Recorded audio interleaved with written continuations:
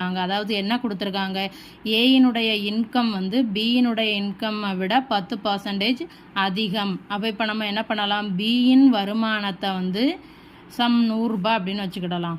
அப்போ ஏயின் வருமானம் என்னவா இருக்கும், இதை விட 10% அதிகம். அப்போன்னா 100 + 100 10%ன்னு எழுதிக்கலாமா?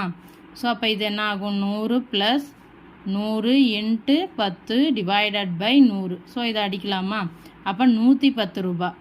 இப்போ என்ன கேட்டிருக்காங்க, ஏயின் வருமானத்தை விட பியின் வருமானம் எத்தனை சதவிகிதம் குறைவு சதவிகிதம் கேட்டிருக்காங்க. இப்போ வந்து இதை எப்படி கால்குலேட் பண்ணலாம், ஏயின் வருமானம் எவ்வளவு, 110 ரூபாய்க்கு பியின் வருமானம் எவ்வளவு குறைவாக இருக்குது, 10 ரூபா கம்மியாக இருக்குது. அப்போ 110 ரூபாய்க்கு 10 ரூபா கம்மியாக இருந்தால் × 100%க்கு எவ்வளவுன்னு போட்டால் நமக்கான ஆன்சர் கிடச்சிரும். ஸோ இதை